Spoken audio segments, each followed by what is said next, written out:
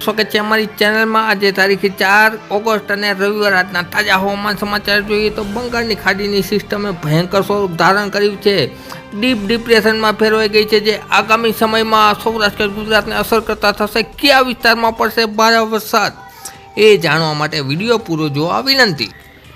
4 તારીખે રાતના તાજા હવામાન સમાચાર જોઈએ તો કાળા ડિબાંગ વાદળો ઘેરાયેલા છે સૌરાષ્ટ્ર ગુજરાતમાં, જેમાં ખાસ કરીને દક્ષિણની દરિયાઈ પટ્ટી અને પશ્ચિમ સૌરાષ્ટ્રમાં છે એ હજુ પણ વરસાદનું જોર રહેશે, જેમાં ખાસ કરીને ભાણવર વિસ્તાર, આ ઉપરાંત પોરબંદર વિસ્તાર, જૂનાગઢ વિસ્તાર, તેમજ સાથે સાથે અમરેલી અને ભાવનગરના વિસ્તારોમાં, પોરબંદરમાં, ભાણવરમાં, દ્વારકામાં છે એ હળવો મધ્યમ વરસાદ અને ઝાપટા જોવા મળશે, જેમાં જામનગર તેમજ ગાંધીધામ વિસ્તાર પણ બાકાત નહીં રહ્યા। આ ઉપરાંત ખંભાળિયા વિસ્તારોમાં પણ હળવો મધ્યમ વરસાદ જોવા મળશે મિત્રો। ત્યારબાદ જોઈએ 5 તારીખનું વાતાવરણ, તો 5 તારીખના રોજ મહેસાણા વિસ્તારમાં, ઉત્તર ગુજરાતમાં છે વરસાદનું જોર જોવા મળશે, જેમાં ખાસ કરીને હિંમતનગર, રાધનપુર, સાથે સાથે થરાદ વિસ્તારમાં, આ ઉપરાંત પાટણ, અમદાવાદ, ગાંધીનગર વિસ્તારોમાં ગાજવીજ સાથે વરસાદ જોવા મળશે। આ ઉપરાંત વાત કરીએ તો સૌરાષ્ટ્રના વિસ્તારોમાં પણ છૂટાછવાયા વિસ્તારમાં તમે જોઈ શકો છો એ મુજબ અહીં ખાસ તો ગોંડલના વિસ્તારમાં, સાથે સાથે રાજકોટ, આ ઉપરાંત ભાણવર, જૂનાગઢ તેમજ અમરેલી,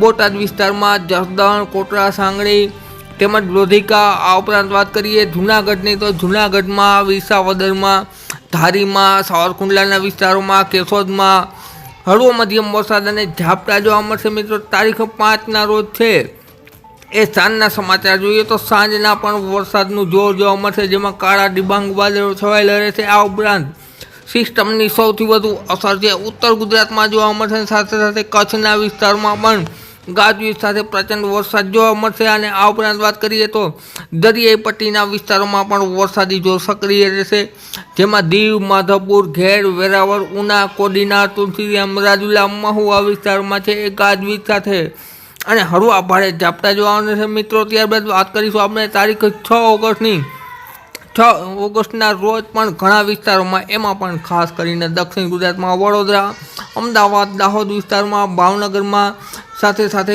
વાત કરીએ સૌરાષ્ટ્રમાં તો થાન વિસ્તારમાં, ઉપરાંત રાજકોટના વિસ્તારોમાં, જસદણમાં, બાબરામાં, સાથે સાથે અમરેલીના વિસ્તારોમાં, જૂનાગઢના વિસ્તારોમાં હળવો મધ્યમ વરસાદ અને ઝાપટાનું જોર જોવા મળશે। વરાપથી રાહત નહીં મળે 6 ઓગસ્ટ સુધી। ત્યારબાદ વાત કરીશું આપણે 7 ઓગસ્ટની, તો 7 ઓગસ્ટના રોજ પણ કાળા ડિબાંગ વાદળોને સાથે સાથે ઝાપટાનું જોર છે ખાસ કરીને દરિયાઈ કાંઠાના વિસ્તારોમાં હજુ પણ ખેડૂતોને પરેશાન કરશે।